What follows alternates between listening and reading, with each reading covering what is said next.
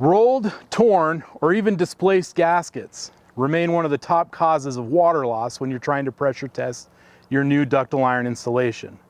In this video, we'll discuss some pro tips that you can use to ensure you have a watertight seal at every joint on your next or current ductile iron installation.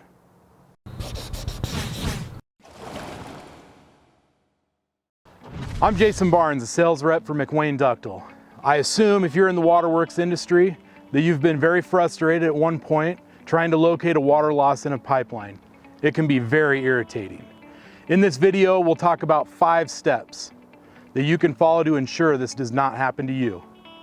The first step is to prepare the joint. In this example, we're using a McWane Ductile Tyton Joint. You want to make sure you clean the bell thoroughly, paying close attention to the gasket seat and the heel where the gasket will be sitting inside the bell. If taking a wet rag and wiping the bell clean isn't enough, I recommend a few other tools. I work in the Northwest, so a lot of times there's ice, frozen mud, and other debris that you can't get out with just a rag. So I have a wire brush that I keep in my toolbox. You can use that to clean out the bell, and even a rock chip hammer here, the flat end, will fit right into that gasket heel section in the bell.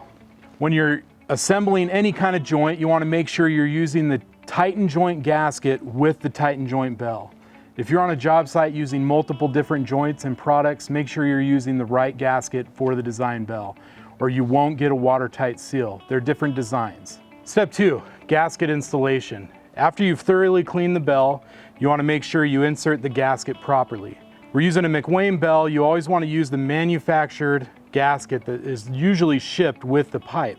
In this example, we're using the McWane Tyton Joint gasket. And when you insert the gasket, you want to make sure it's going the right direction and the heel of the gasket is going inside the groove and not behind it. If it's behind the groove, once you push that joint together, you'll get a displaced gasket and it'll slide out of that gasket seat.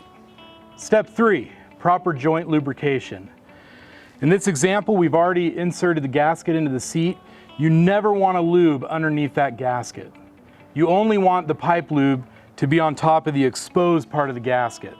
If you have lube underneath that gasket, again, that may cause it to displace and shift out of that gasket seat.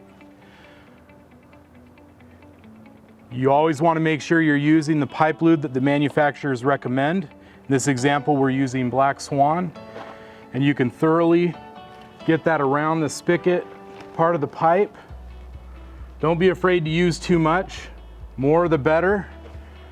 And you can even put a little bit inside here. Step 4, now that the joint has been cleaned and you've lubed the joint, you're ready for pipe insertion.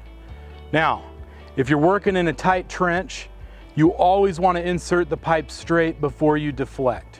If you deflect before inserting the pipe, that will cause this lip of the spigot to catch on the gasket and rip or tear it as it inserts into the bell. Use these spigot stripes as a guide.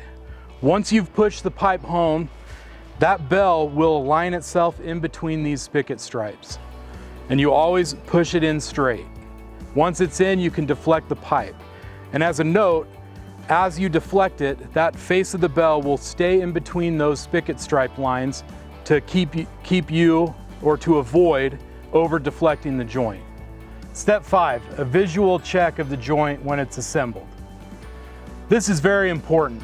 It seems mundane, but it just takes a few minutes and will ensure that you're checking every joint as you move along the pipe installation. The first thing I would recommend is take a flashlight and look down the inside of the barrel. Most extreme rolled gasket will be visible as a bulge on the inside of the joint.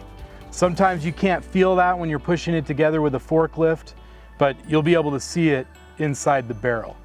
The second tip, pro tip I say, is using a feeler gauge. I've used a paper clip. In this example, I'm using a thin piece of steel strap.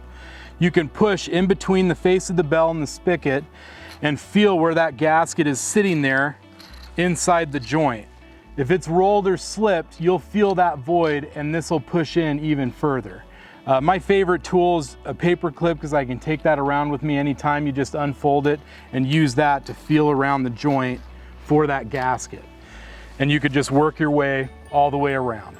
That'll ensure that you have a watertight seal and that the gasket is sitting exactly where it's supposed to be. By utilizing these 5 steps to installing your joint, it will help you avoid a world of headache down the road as you're pressure testing your line. If you like, you can click on the tip sheet attached to this video. We'll include all these steps to use in your next toolbox training with your crew. Thanks for watching. Until next time, work hard, work smart, and work safe.